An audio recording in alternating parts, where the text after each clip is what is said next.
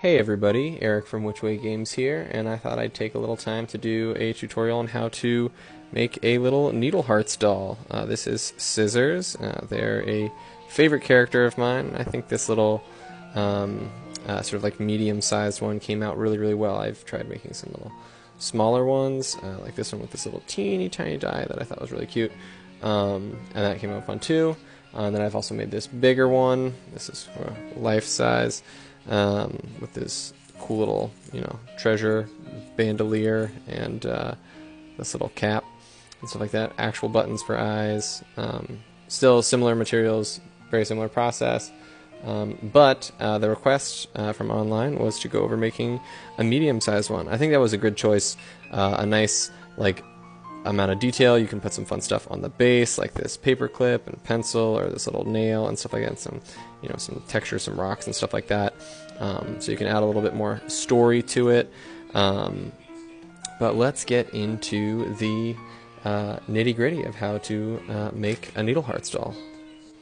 So the first thing that you're going to need when making your Needlehearts doll is some bits. I like to start by finding a base. I've picked this a very shiny Tropicana lid. I think that this kind of reminds me of like chapel windows or something like that. I'm going for like a more medieval character, and I'll show why shortly, but I think this will paint up real fun. And I don't know, maybe my dream version of this has stained glass on the inside. That'd be kind of cool, but we'll see. Only time will tell. I like to use these little champagne tops, this like champagne wire. Celebrating is fun, but then also these make great skeletons for the Needlehearts doll. So you can see this is all just champagne wire in here.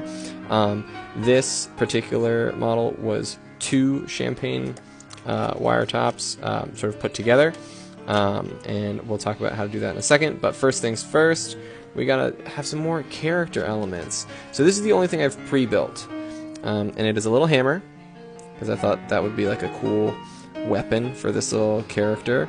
And these are small elastic hair ties that I stole from my daughter, and this is just a small screw and a larger screw. That's it. I sort of like looped it all together in a, I don't know, sort of ramshackle sort of way, and used some super glue, but it's got a pointy end, it's got a smashy end. I think it'll be a real cool little hammer weapon. And then I'm pairing that with this champagne bottle top that has cool castles on it. I like the shape. I like the castles. Castles are fun. Medieval stuff, medieval weapons, medieval base. You see where we're going. And I think I can use some like cord or some like twine to like tie it to their hand or something like that, right? Like that'll be a cool little. Or wait, sorry, I guess it would be this size. That'd be like a cool little buckler style shield. That would look good, I think. So that's what I'm going to do. Now, other sort of non-essential things that I'm, have pulled out to include are some, safety pins, some other little bobby pins, a paper clip, this random, I don't know, metal thing I found. Don't know what it is. Don't know what I'm going to use it for yet. But we'll find out. And this is some, I think, floral wire that I saved, because I'm a saver for projects. But I think I could maybe use this to lash the shield onto the arm or something like that. So we'll see. It's nice. It's a little bit thinner than the champagne wire, you can see. So it'll be a little bit easier to move, but maybe a little bit less structurally sound in the wrong one. So I'm going to use the champagne wire for the skeleton of the doll, and then use this for some detail work. And then other things that I could use, I might use like this little, I have my little bits box over here. I've got this, little safety pin, or no, not this, thumbtack, that's what I'm looking for. Erasers, more pencils, dice, a key.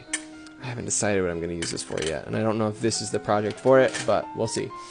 And then other things that are just good to have on hand, this little, I don't know, pokey tool for poking, and a cheap paintbrush, because I'm going to have to use it for glue and dry brushing and all sorts of stuff. Lots of glue goes into making this. All this material, the number one material that I'm going to be using for these builds, besides the wire, and some air dry clay is paper towels. All of this is just paper towel and Elmer's glue or like Mod Podge kind of stuff. So it's just a little bit of air dry clay on the inside, and then covered with paper towel, and then wetted with Mod Podge and some water. But that's what makes it nice and hard, and it allows me to paint on it nice without it falling apart. But yeah, there we go. So let's see if we can get to building.